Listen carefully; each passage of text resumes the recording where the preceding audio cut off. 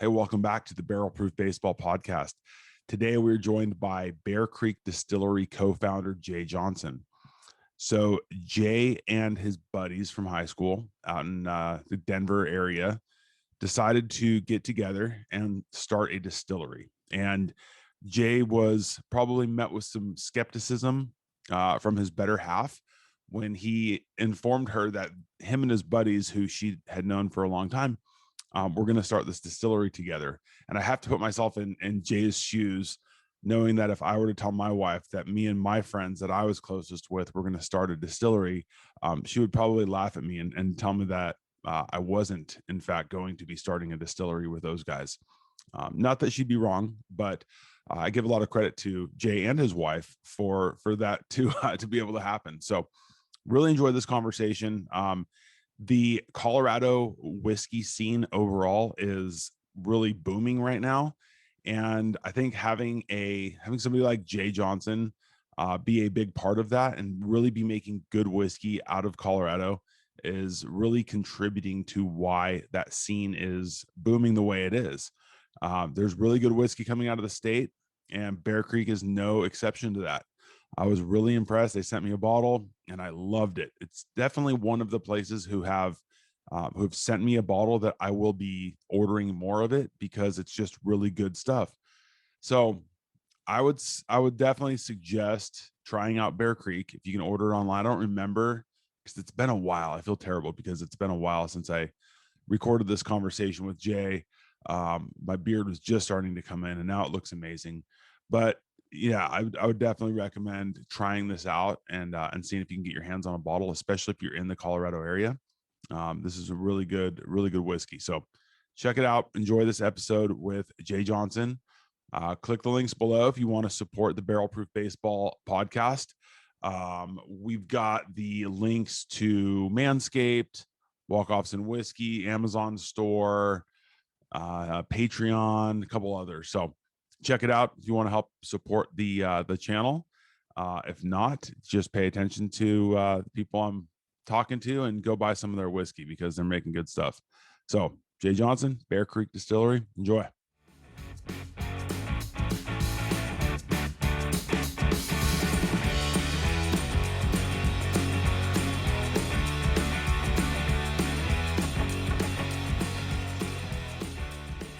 All right, Jay Johnson, thanks so much for joining me today, man.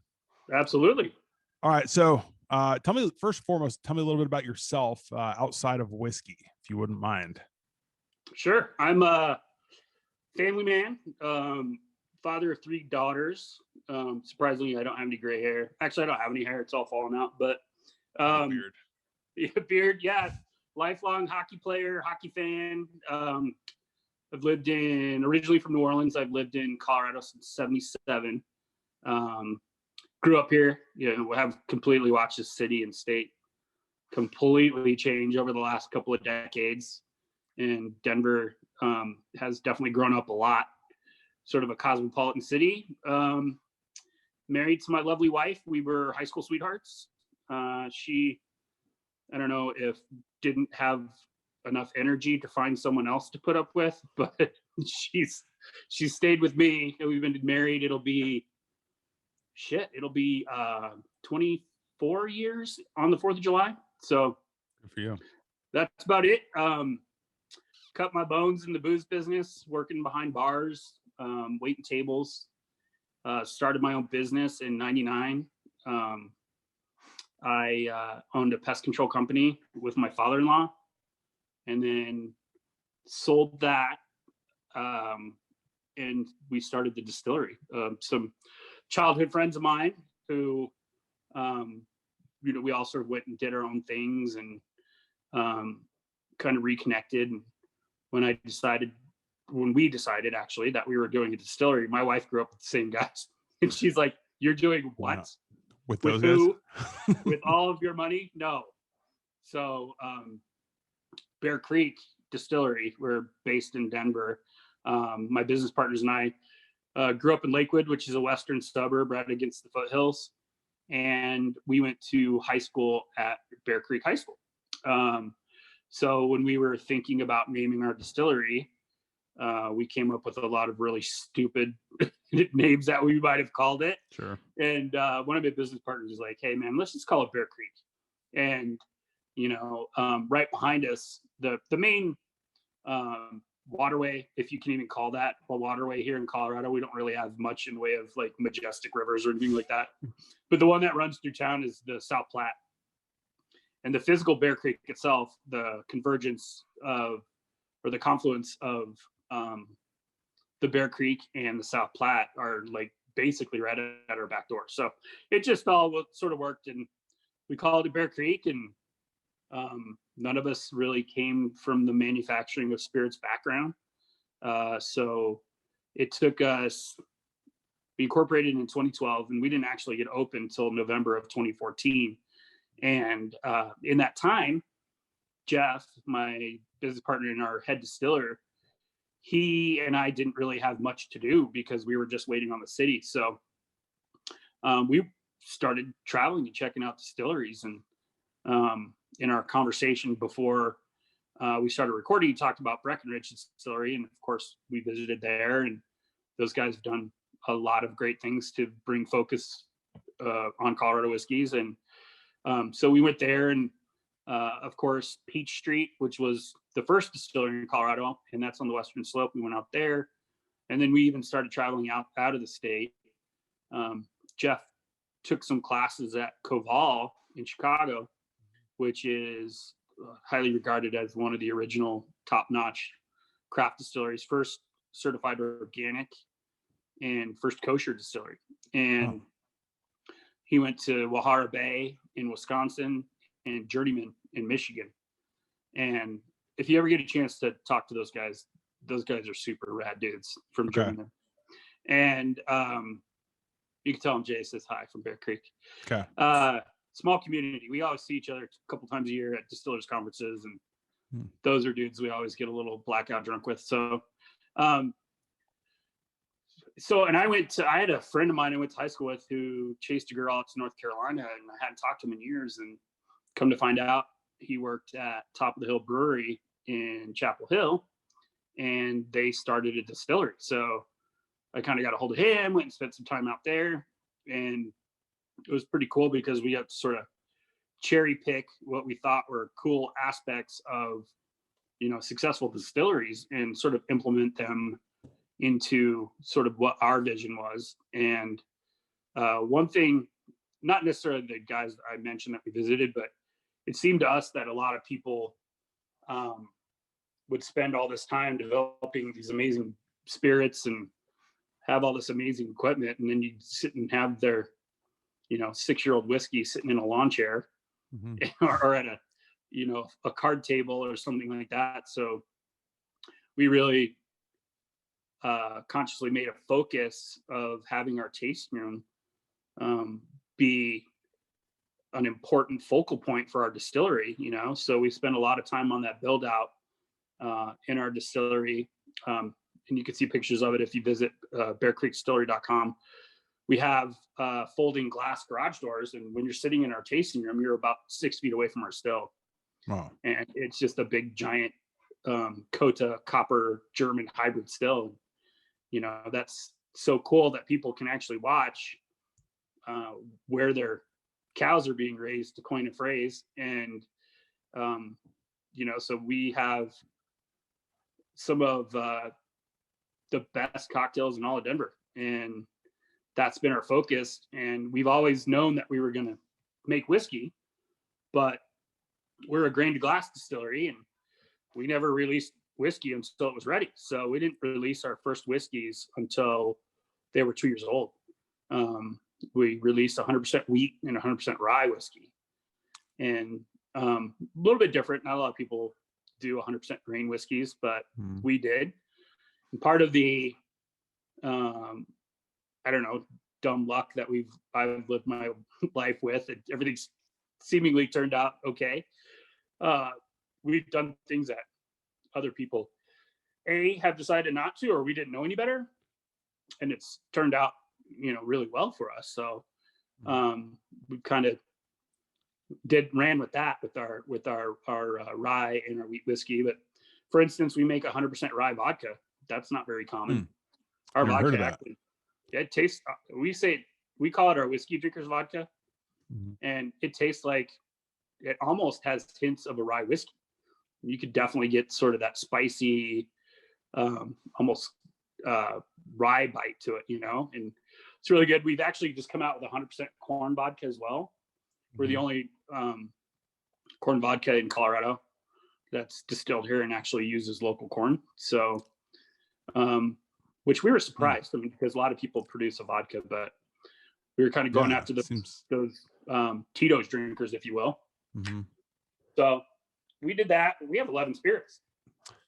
I'm curious. Always my question to guys when they're telling their story about like getting started, is how do you actually take the plunge and like make that decision? Again, you're sitting around drinking with your buddies, like, hey, Yep. we started a distillery. Like, what goes into actually doing it? Like, we're actually going to make this happen. We're going to make the decision. Like, it's on. Like, let's really make this happen. Like, what is that like? Because you have got, like you said, you owned your own business. Like, you had Yeah. things were going fine. Yeah. And It was a successful business too. yeah, and then you get this. I mean, it's an idea that obviously takes a ton of time and passion behind it. And like, how do you take that plunge and actually do that? Yeah. That's actually a really great question.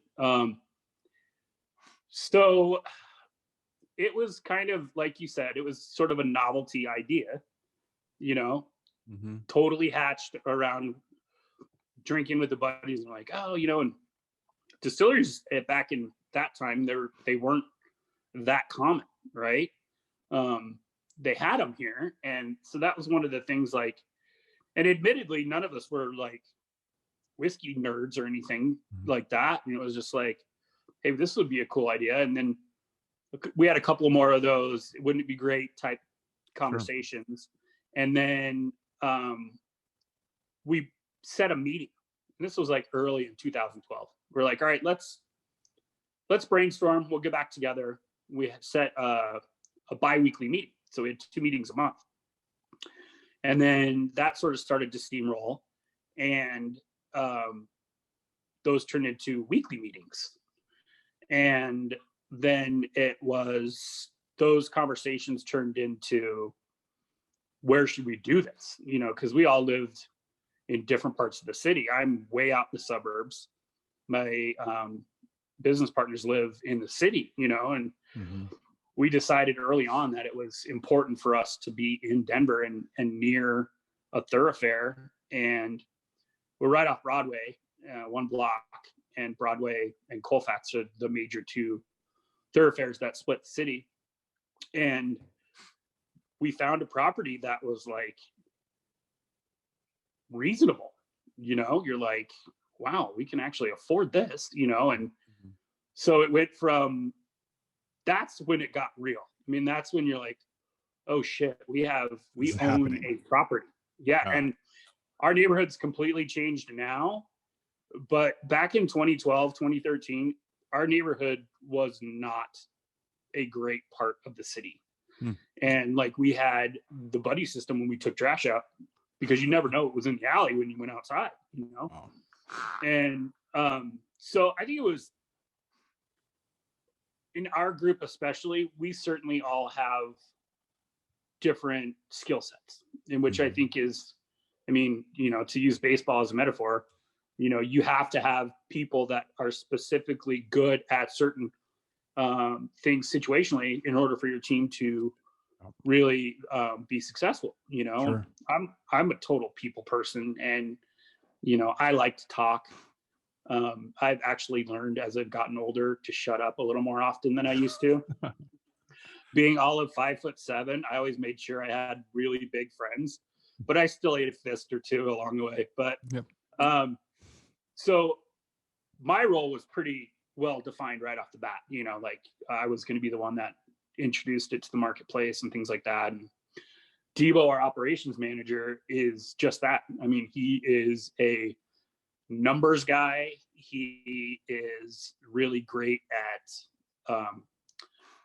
foresight and planning and forecasting. Like, when we were designing the distillery, the architect would come in and he'd be like, all right, this is going to be here and this is going to be here.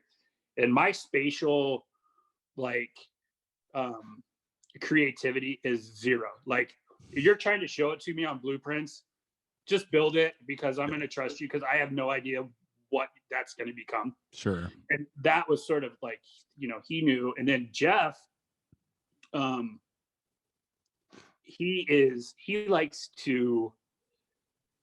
Jeff likes just to get to work. He's enough of the nonsense. Let me just make this booze, put it in the barrels. You two can, Do the rest. do all the Grind. dumb stuff that you do. Yeah. I'll just fill up whiskey barrels. So it was pretty seamless, in the beginning.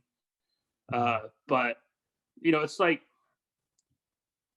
every day is, I would say, and I was actually having this conversation with Debo the other day, and sometimes, like, my daughters get mad at me because a lot of times people will recognize me or see my hat, and eventually it turns into a conversation about whiskey, or people recognize me, and it just gets old for them. And so I, like, sometimes forget, like, we've done something that's pretty fucking cool. We've created a brand from nothing. And we were talking, and like we were going back and forth about some different things. And I said, the thing that I think the best thing that's happened to me personally, I feel like this experience has just made me a better person. The process of learning something new every day, because when I was doing pest control, it was, it's not rocket science, and I just make route lists, and I was pretty much in cruise control. Mm-hmm. I was that suburban dad with those horrible white New Balances that always had his lawn mowed by 10 o'clock on Saturday, and I was always like, Mr. Let's go have fun guy, let's go see what's new in the city. And that sort of just was dormant, I guess, for a while. And then we just started this project, and just dealing with things that, like learning how to talk to people in general of all walks, of all industry. It just has been such a cool experience to be able to realize those things that you always knew you had, but never really brought to the forefront. Sure. Because you didn't have to. So I learned a lot about myself. Yeah, I learned a lot about myself. And, when Jeff and I were in the 8th and 7th grade at Carmody Middle School, I never would have pictured he would be able to come up with, these amazing spirits that he did. So it's been a really cool journey in total. So you're kind of talking about like how you learn about yourself. I mean, this is a huge undertaking. I mean, you're going from pest control and, like you said, on cruise control, undertaking like this massive thing, starting a brand from nothing. Yeah. And not having like a background. It's not like you're coming from a lineage of distillers, or people in the whiskey industry. Like, how do you go about educating yourself to the point where you are like, you're comfortable with how the whiskey is being made? Obviously, like, there's other moving parts to it, but I think obviously, like, everybody that I've ever spoken to from any sort of a craft distillery perspective, like, their number one priority is making quality whiskey. So, like, how do you get to that point of you're learning about yourself, and now you got to learn enough to where you're confident with the quality of the product that you're putting in a bottle? Right. And my business partners, randomly one time I made some comment about the 4 pillars of, what Bear Creek was. And it was like quality ingredients and, quality machinery, quality people, quality spirits. And they always make fun of me because they're always like, oh yeah, the 4 pillars. Yeah, we got it. But in essence, I mean, that it's true, like, we don't have a handmade we don't have a homemade still, not that people who have a homemade still, there's anything wrong with it, but we have the top of the line German precision built still, so like that in Colorado, I mean, the Eastern Plains, we grow some amazing grain, so we have ingredients that are top notch. And then the reason you see a lot of distilleries in Colorado is that aging whiskey here happens quick, with the extreme temperature swings, like big fluctuations. Yeah. I mean, we had 3 feet of snow last week, and then it was 75 for 3 days, and then it was like 20 degrees for, and we don't air condition our rack room at all, so it's hot, it's cold, that barrel is really going in and out of the wood. But I guess the bigger answer is, if you have solid foundation and solid people, you can apply that to almost any business there is. We always tell our employees, and we reiterate it to our customers, no one will outwork us, period. I mean, it means we probably self-distributed a lot longer than distilleries our size could manage. And we kept all our sales guys because we want to make sure that all of our customers are getting the same attention that from our distributor that we did when we were doing it ourselves. We just hustle, and we're committed to doing things the right way. And, you see a lot of distilleries will kind of go with whichever way the trends are blowing, and, the next hot thing. Sure. We are staying the course. We're going to make great spirits that are very approachable at their price point. Our goal is to become at least Colorado's go-to craft brand across all of our categories. And recently our whiskeys have become somewhat allocated. So we know every month exactly how many bottles are going out and who's getting them, which is, when I first started the sales program, I literally was walking into liquor stores with a silver rum and a rye vodka, trying to talk these buyers into, taking a chance on a new brand, getting doors slammed on my face. And now my sales guys, all they do is they're on their phone. I was like, you guys have it easy, man. You guys just have to fill orders. You don't even have to go in and make the sale anymore. But, I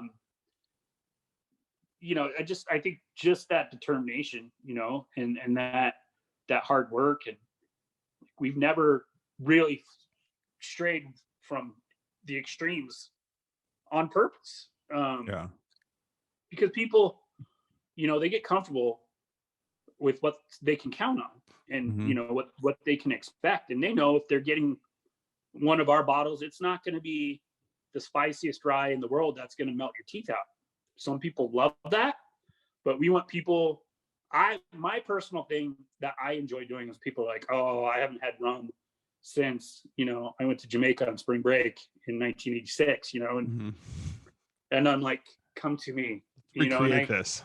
Yeah, I can get them back into rum, because our rums are super approachable. And that, like, people say, oh, I don't like whiskey, and you're like, I bet you I have a whiskey that you will like.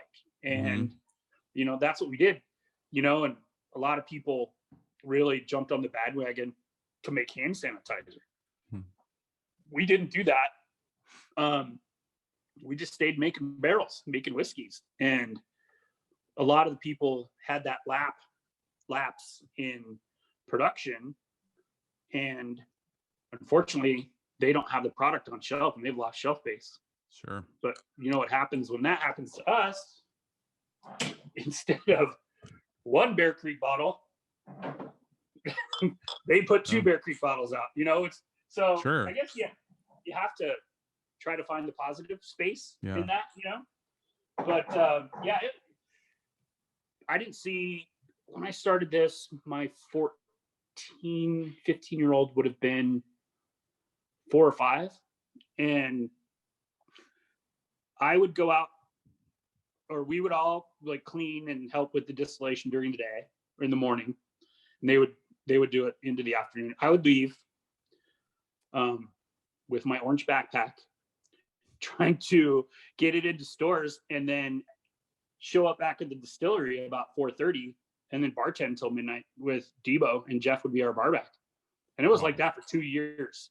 So just plus I was doing festivals. Yeah, I was doing festivals on the weekends, and I would come home, and my kid, literally, it's not hyperbole, she would be taller, because I'd realize, I was like, well, I came home after she was asleep. I left before she woke up, and so I certainly did have to sacrifice some of those things, personally, because I'm actually, one of my sales guys is having a kid, but I'm the only one out of, there's 11 of us right now that have kids.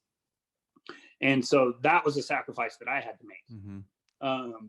not saying that sacrifice prioritizes the other sacrifices we all had to make, but for me, that's what it was. And, and it was always knowing that the hard work was going to pay off. And you mentioned the grain to glass. Is that something that, like, you're using a lot of Colorado grains and materials, right? I mean, is that something that you have to go and like you're talking about the sales in terms of trying to get your product on the shelves, but I mean, is that something where you also have to go out and develop relationships with farmers and, whoever is responsible for getting grains out or seeds to harvest the grains and all that stuff? Like, is that something that you have to start at that grassroots, level with the product? Initially it was sort of the take what you can get situation. And not to disparage some of our earlier suppliers, because they were super great. And were able to get us grain, but a lot of times people don't want to forge relationships with brand new distilleries or brand new companies because it is a little bit risky. I mean, unfortunately, we've lost quite a few during COVID that have ended up having to close, but it's kind of high risk and it costs a lot of money. And so I could see where they'd be reticent or a little bit reserved when they're starting with, but now we've got some super great suppliers, two sisters called the Whiskey Sisters from the Eastern Plains. Really cool story. Family farm. It's like over 100 years old. Super successful in the respect that I think it was great grandma and grandpa, had the farm. And then, just for instance, and I'm totally paraphrasing, out of 4 kids, 2 kids worked the farm, and then the 2 kids went to college to become professionals.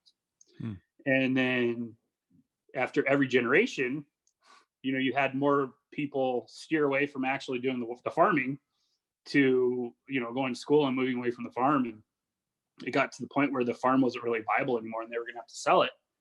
And so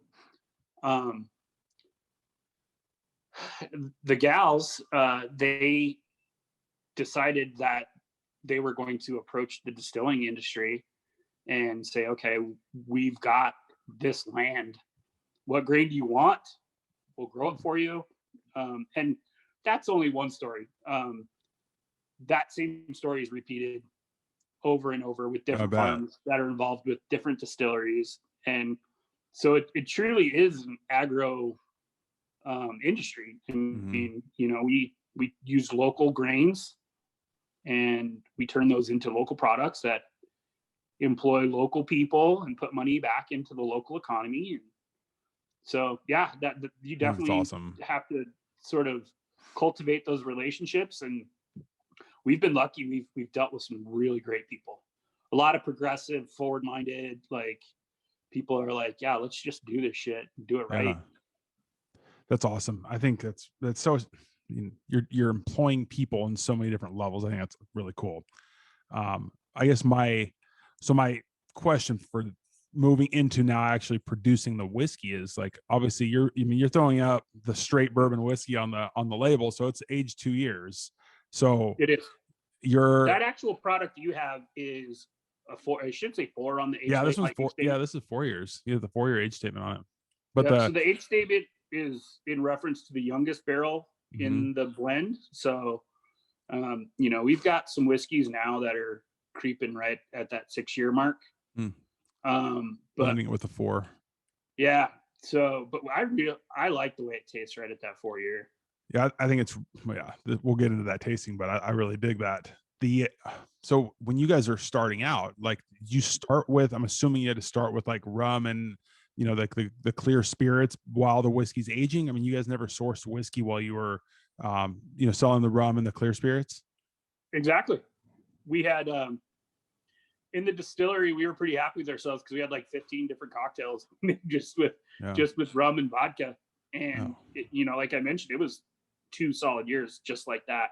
Yeah. And then, so we just waited on it. And so we're just filling up that back rack room. And we actually have adjacent property to us that we bought a couple years ago that we're still trying to get through the Denver building department. no shout out to them. They, we're still waiting on that. That's going to quadruple our barrel capacity. So, you know, coming up real soon, the production guys are going to be going day nights to fill up that other rack space with whiskey, and then hopefully you'll see it in Arizona. Arizona, California. You know, even we have some buddies. You mentioned Albuquerque earlier. We have some guys that started a distillery in Albuquerque called Safe House Distilling, and it's in an old bank. Wow! Right in downtown Albuquerque. So, yeah, there's a vibrant scene down there too. Yeah, I was gonna say that there's, despite probably some safety concerns overall, there's a really cool scene with the breweries and the coffee shops out there. So I think a couple distilleries would definitely tie that all in. Yeah, it'd be really cool. Now when you're aging your barrels, so once you get them made and everything, and like I said, they're going at least 2 years, and this one's the 4 with a blend of some 6. Are you, as you put them into the barrels, are they do you predetermine that you're going to let this one sit for 4 years, or you're going to let this one sit for 6, or you want to start thinking about aging something and having a 10-year-old bottle or something like that? Or is it just taste it, and when you guys deem it's ready to go, we're going to put it in a bottle and do it? Yeah. So certainly with the rye and the wheat, and we were bourbon, but we also made some wheat. We also made some rye. The straight bourbon's always been in 53-gallon barrels, but we do some rye and wheat in 30-gallon barrels. So we get those just right at 2 years, because then that's their sweet spot in those 30-gallon barrels. And those, we just thought that bourbon was going to be our thing, and then the rye and the wheat, and then even our wheated bourbon started garnering their own following, and we didn't forecast properly, and we started really running short on those 2 products. So the trick has been for Jeff to sort of balance the barrel production to sort of match demand. So to answer your question, yeah, there's definitely some barrels in there, that are in the middle of the stacks that are 4 barrels high, that will probably be there. But those guys are back there constantly weighing barrels, tasting barrels, because we have a lot more angel share up here at a Mile High. So, sometimes you have to grab a barrel because it's lost 50%. Typically it's never anywhere near that high, but it has happened that you're like, oh shit, if we're gonna have any usable whiskey out of this, we got to pull this off the rack. But we have, and part of that was too, when we first started, it was really hard to get barrels. The demand for barrels was way up because you had a lot of people starting to distill, and you had not very many cooperages. And people, and that's the other thing with the demand for whiskey and stuff like that. You've actually got people that are starting cooperages, which is super cool. And we've sourced some great barrels over the last probably 5-6 years that we're not losing near the angel share that we were. So that sort of mitigates that, but we definitely have a plan. When you lose that kind of that amount, that volume to the angel share, what kind of proof does that wind up at? So, we put that stuff in the barrel at 120. And then, so just guesstimation without having any firsthand knowledge of what those actually were, I'd probably say in the low 130s. We have a cask strength rum program that we run. It's a guest barrel program, because when we first started filling used bourbon barrels with our rum, we didn't have any bourbon. So we sourced barrels from all over the country. And so each batch of this cask strength rum is a little bit different, but same thing. We'll put that in there at 120. And I think that last batch of cask strength rum was in the barrel for 3.5, if not almost 4 years. Oh, wow. And it was 137. And it was really good juice. Yeah. It was great. But yeah, no, definitely the proof certainly would have gone up on those. Now I noticed so you guys have a wheated bourbon, right? And then is it a wheat whiskey or a wheated whiskey? So here's our wheated bourbon. So same mash bill as our straight bourbon, but instead of rye, it's just Flipping that. switched out for wheat. Mm-hmm. But our wheat whiskey, I should have brought them all down here, but I'm at home. Distillery is just way too loud when they're doing production. I bet. Wi-Fi at the office is wonky, so I came down here. But our wheat whiskey is 100% wheat. Oh, wow. Yeah, so it's got this really, wheat's kind of a non-competitor in the barrel. Like, wheat's never going to be your flavor forward in any blend, but when it's on its own, it kind of develops its unique character. And I kind of liken it to like a wheat beer, right? A little bit soft, Yeah, a little bit on the sweet side. And our wheat whiskey, super bready flavor, really nice. Got a good burn on it. And then it finishes with some baking spice. So yeah, that one actually, out of all of our whiskeys, that's sort of our little whiskey that could, because when we released it, people were like, what? This is stupid. We're not drinking this. And then it's really kind of got its own little lane that it's developed for itself. And even that has become somewhat allocated. But that's what, out of our whiskeys, I mean, I'm drinking straight bourbon with you. That's my favorite.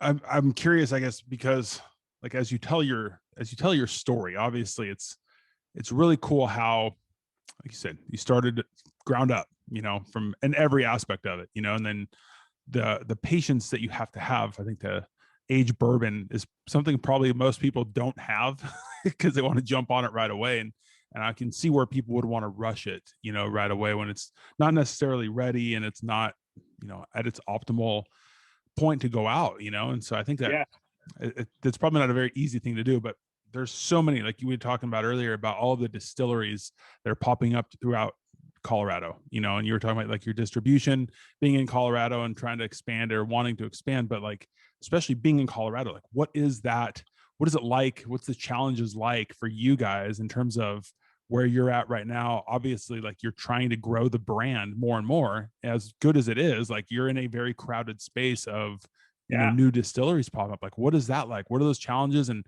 like how do you rely on like social media or whatever to try and grow your brand?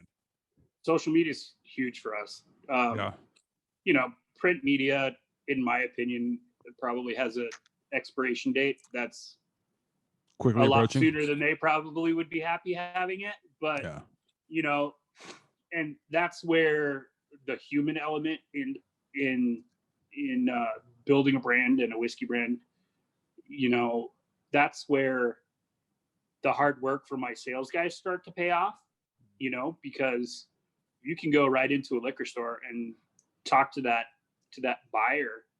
And it's crazy how many guys that I met when I was doing all the sales myself that were just guys stocking the shelves that I'd strike up conversations with, just being buds. And then now those guys are general managers 10 years later.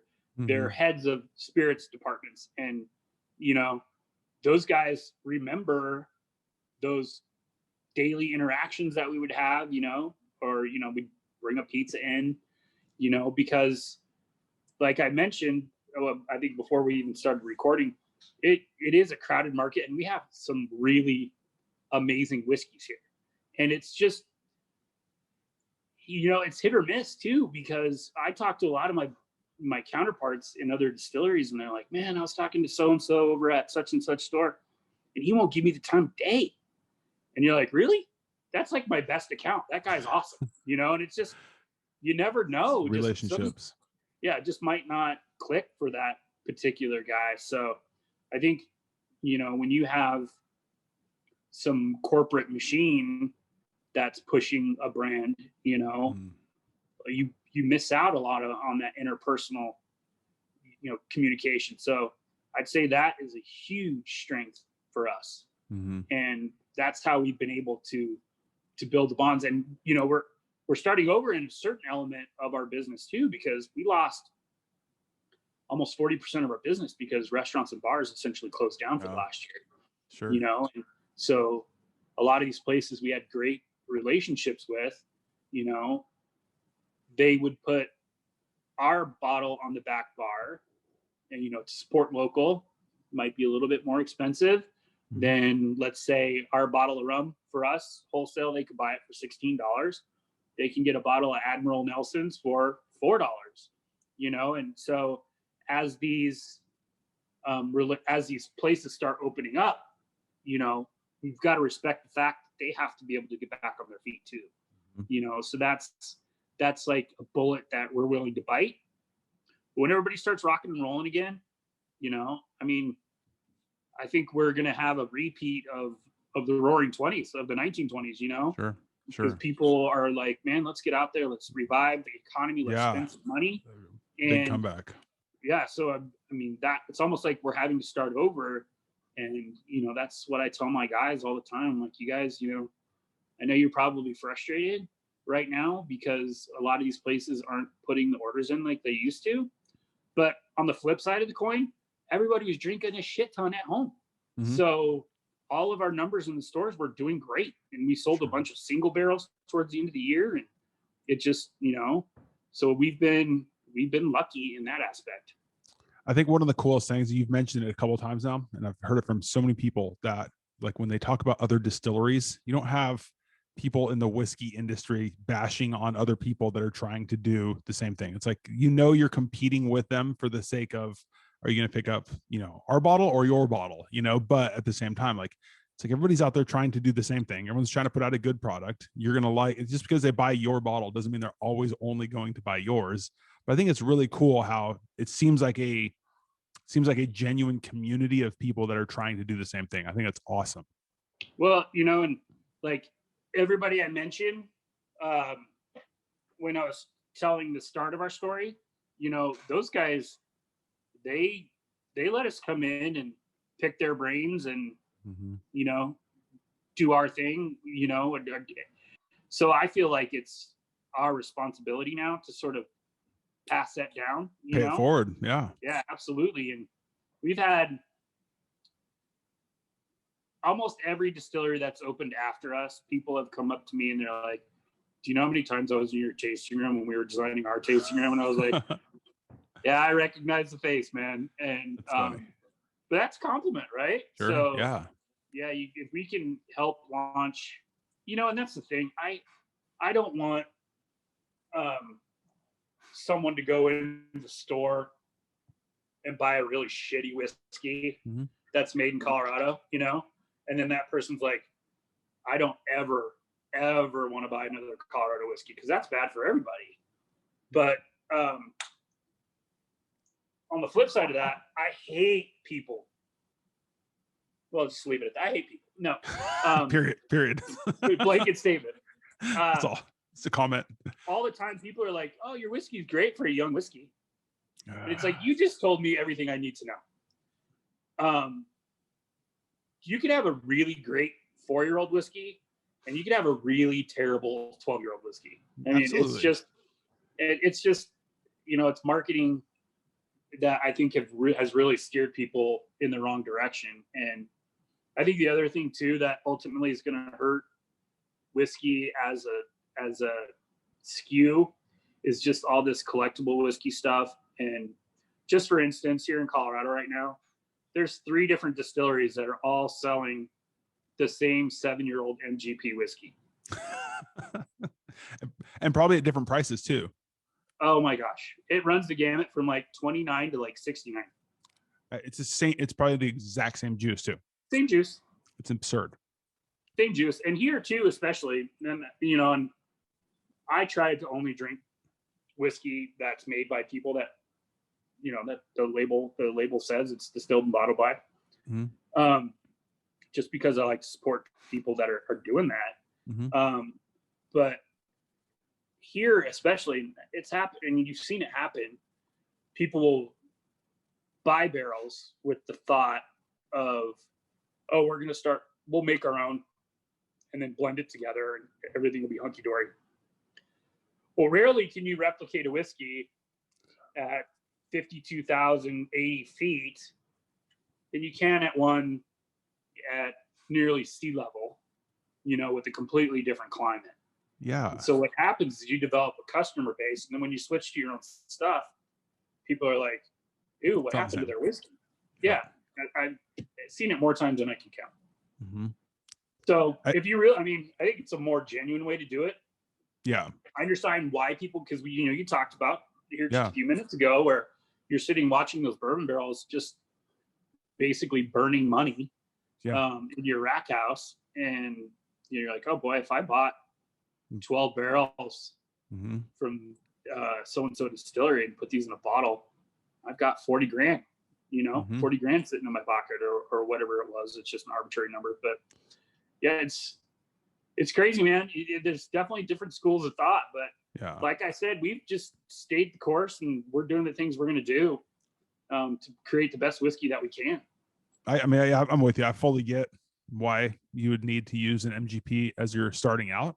But again, like you said, there's the fun is the story of it. And, again, you can't replicate something that is made in Indiana now that you're in Denver. It's just not the same, or even worse, like other places that may not have the fluctuations that Kentucky does, or the humidity that Kentucky does. Now you're in a drier climate without the ups and downs, and it's like those aren't even going to be remotely close. Yep. And then when you start hearing that it's the same exact sourced whiskey, and you're going, I paid $70 for that, but this one's $22 and it's the same thing. It's crazy. Yep. And if I hear that I come from a long line of moonshiners again, I'm just gonna punch someone in the face. No, you didn't. Shut up. Yeah. Sorry. The whiskey's loosened my tongue a little bit. Hey, I'm with you. I like it. All right. So tell me a little bit more about this straight bourbon. So take me through some tasting notes, like the mash bill. I don't want it to, it's something proprietary, but obviously there's some rye in here, right? Yeah, absolutely. I'm happy to give the percentages. It's not the, sorry. Yeah. Can you still see me? Yes. Yeah, you're good. I thought I had more charge on my phone. It's not like super magical mash bill. It's 75% corn. It's 15% rye, and it's 10% malted barley. So that rye definitely pops in that thing. Yeah, it definitely adds like a nice spice to it. It lingers on the tongue. It's got a nice long finish. Yeah. So that one there has some. Hold this up there. Yeah, thank you very much. Yeah, that has. Yeah. So the malted barley in that one, I think probably due to the age, came from Breese in Wisconsin. And those guys, they ton of grain for breweries and stuff like that. Even like, I don't know, they even probably have food grade malt. The rye and the corn on that probably came right across the border in Kansas. Still considered local. It comes from a co-op and a couple of farms. We're on the Colorado side, but we've made a conscious effort in the last probably 3 or 4 years to focus on Colorado grains. But a lot of that too was, we got what we got and made the best product we could with it. And as you become a little more successful, you can be a little bit more discretionary on where you're getting your supplies for sure. So you've got the straight bourbon, the wheated bourbon, the wheated whiskey, rye whiskey. Yep. And then this one was one that was super cool that I wish we could have done again. Oh wow! This was our Yeti Whiskey. This was a collaboration with Great Divide Brewing Company, super big beer company based here in Colorado.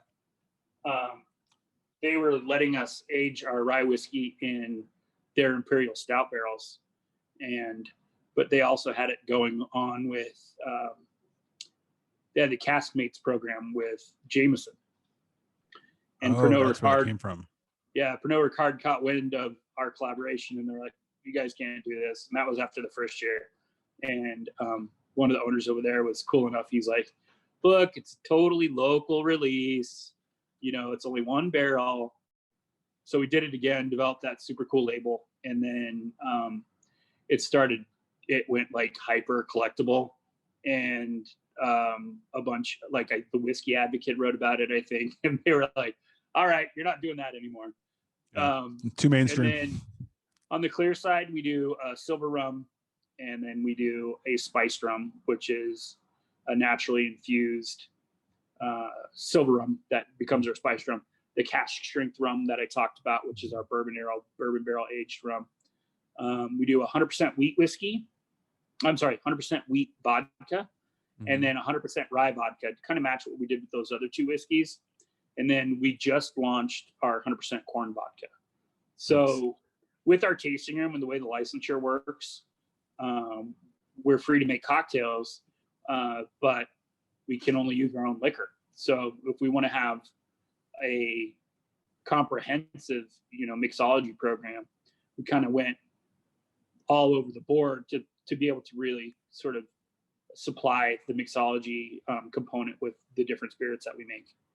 And you said distribution wise, you guys are pretty much just in Colorado, right? Yeah, we're in about 800 placements in the state.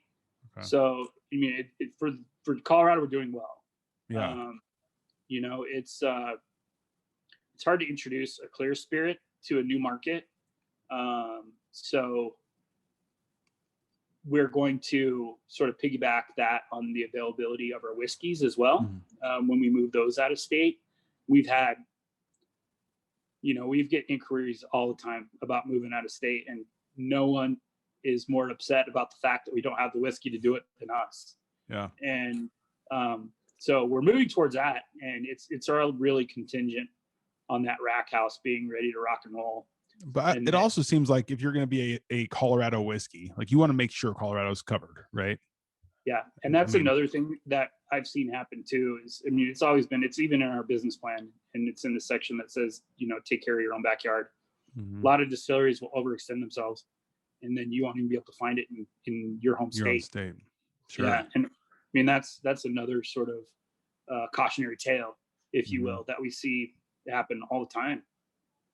Yeah, so definitely want to make sure that we're taking care of our own backyard and making sure that we are able to keep everybody with the good juice. Yeah. And you were talking a little bit earlier about the distillery itself, and you make the cocktails there. What are you guys doing right now? Open to the public, tours, anything like that? So we're open Thursday, Friday, Saturday, Sunday. That's an abbreviated schedule, and all of our social media definitely does change occasionally, so we keep that updated there. We're only doing tours on Saturdays at 2:30. It was Friday, Saturdays, and Sundays, but just paying heed to COVID mandates and things like that, just to not have a whole bunch of people in there. We're only running a tour of 8 through there once a week. With that being said, it sells out. I just had all of the tour guides from Stranahan's came down, and I gave them a private tour, and then we're getting ready to go over there and do the same thing. Like nice. You said, the brotherhood and the sisterhood, community. Yeah, the community of it all. But we do, when it's nice out, since we're not really doing festivals right now, we have 3 festival tents that we set up as an outdoor patio. So you get a nice view of all the construction of the condos that are going up around our property now. Beautiful. Yeah. Like, look, it's a backhoe. So it's, but people love it, man. They come and sit right out in that parking lot and drink whiskey all day long. It's great. It's the way it should be. Oh, absolutely. We got a couple guys I'm close with live out in that area, so I'm gonna have to send them over there and go check it out. Yeah. I think they'd love it. Tell them to ask for me. Oh, well, I think I'd be happy to give them a tour, show them all the where we found burned couches and broken windows and stuff like that. It'll be a lot of fun. That sounds like fun. I got one more non-whiskey question for you. Alrighty. You'd mentioned your daughters played softball. I'm intrigued. What is the world of competitive softball like from a parent's perspective? Dude, cutthroat as fuck. Just like I'm sure baseball is too. So my daughter, I wouldn't consider her a team hopper, but from 4 years old to 18, she played on 6 softball teams. And that's we know girls that played on a different team every single season. Wow. And yeah, her club team was, it's funny though, we have a very abbreviated season here because we get snow, and like we were badass for Colorado, and then we'd go to Florida and just get boat raced by like teams from Florida, Arizona, of course, California. Like you would play, I think like the Bat Busters, they've moved into Colorado, like, and that's the thing that's different now. Like you've got these huge like softball conglomerates that are moving into the state that were never here before, like the Bombers and the Bat Busters and the Stars and all these other teams. But you know, I personally didn't play the game. I played hockey, and my daughter was 4 years old. Out of the blue, said, "I want to play baseball." And my wife and I are both like, "What?" And so she played 2 seasons of t-ball with the boys, and then moved into softball. And even my youngest is a hockey player now. And my one true love, from a spectator standpoint, is softball. It's just a fast game. It's just, you know, the people that we met, the experiences that we got to have. It was awesome, and I miss it dearly. Yeah, I can definitely see where it's the competitiveness, and as early as the competition aspect is starting now is pretty crazy. But it's man, when you start watching softball start being played at a better level, it's really good. I mean, it's fast, it's fun. Like there's guys I think see it, you know, you always see the video of like the baseball players wanting to hit off the softball pitcher. It's like, dude, you don't even have a chance. Well, I was like, it was Jenny Finch, right? And like Pujols or Alex Rodriguez. Yeah. It's just carving them up. Yeah, it's a different world out there, man. It was, I think Emma was probably like 14 or 15, and one of her head coach had just gotten tired of hearing all the parents just chatter, you know, like, you should do this and you should do that. So he all made us line up, get in the box, and try to hit the pitcher. And the rest of the season, not a parent said a word. Nothing. We're done. Nothing. I think one dad actually put the bat on the ball. And that was it. Yeah. But it looks easier than it is. Oh, for sure. And it was super cool because like I mentioned, we talked before, like my daughter sort of found catching because she was on teams. We like to call it daddy ball. I'm sure you've heard that term. Oh yeah. So if you're not dad's kid or dad's buddy, you know, you're sitting on the bench. And she finally was like, wanted to get in the game. So she started at catcher and, you know, wasn't great. And, you know, everything's always the catcher's fault. And it's a really tough position to play. And she started, I think she was probably 15 or 16. She's not a tall kid, but when she was much younger, she did gymnastics, which was her true love, but she had scoliosis. So we had to quit. So she focused on softball, but she was strong as an ox. Yeah. Like 5'4", but just strong. And about 15, she just started jacking homers. And there's no better feeling as a parent as your kid's the one that everybody knows, don't pitch to that kid because she's going to put it out of the park. Yeah. And so it was, that was a lot of fun to watch. That's great, man. That sounds like a blast. It was cool. It was a good ride with the softball. Where can people find you guys on social media? So Facebook, we're just Bear Creek Distillery. Okay. Same for Instagram. Twitter, we're at Still Bear Creek, but I don't know that anything's been posted there in a while. Just IG and Facebook mostly, and then our website is bearcreekdistillery.com. We do, I know some states don't allow shipping into their states, and that's sort of what we're waiting for, sort of parity with the wine industry, with us being able to ship direct to consumer. And so hopefully that, and there's light at the end of the tunnel on that. And so at that point, surprisingly enough, it's distributors that are fighting that legislation, because we essentially would be able to ship to any state that allows it. And that would just become, you know, probably 3 guys' job in the back to box up stuff and ship it out. So we're kind of hoping for that. But Total Beverage here, they ship for us quite a bit. Oh, cool. People can contact them at totalbeverage.com. Davidson's Wine and Spirits. That's another one. They do some shipping.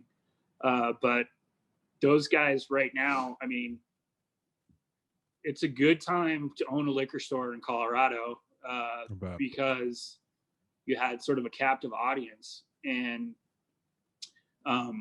you know, some grocery stores, you're allowed to hold 5 liquor licenses in Colorado now as of 3 years ago. So some big box stores like your Targets and Kroger and things like that have started selling beer, wine, and spirits. But if you really want a knowledgeable salesperson, you know, you want to go to some of these other stores. I mean, those guys know what they're talking about. Sure. And, you know, you can go in there and say, hey, I'm really into Speyside scotches, but I have my budget. I can't buy anything over $50. Can you lead me in the right direction? You're not going to get that at those other stores, but you know, so the pandemic's been good for those guys. I bet. And good for it. But you know, that being said, you can find us in Costco and Sam's Club too. But you know, you just gotta keep your. It's funny. I remember one of the guys, it was my very first sale, and I went in and you know, hey, hi, I'm with Bear Creek. I didn't even know what I was doing, and he's like, "Yeah, I'll buy your spirits, but the day it lands on the floor at Costco, I'm not carrying you guys anymore." Wow. But he and I are still buddies, and he still carries it. That's cool. Yeah. Yeah. It's best he's of like, both good worlds. for you. Yeah. That's so great. It was nice to be able to do that. But yeah, and keep an eye out just at your local market. I'd say give us 2 years, and you'll start seeing us probably push out past the Four Corners region. Nice. That's awesome. Yeah, we're stoked. Well, I'm excited for you. I can't wait for you to get down here to Arizona, man. Yeah, definitely. Next time I come down, we're supposed to go down in May. We have some friends in Gilbert. Yeah. We're going to go stay with them, but nice. I'd love to hang out and have a beer in person. Well, yeah, a whiskey probably won't be more proper. Probably whiskey. Yeah, most likely. Yeah, that'd be great. Do it. Awesome. Yeah, I appreciate your time, man. Thanks so much. I wish you guys the best of luck. My pleasure, my man. Cool. Take care. Talk soon. Thanks so much.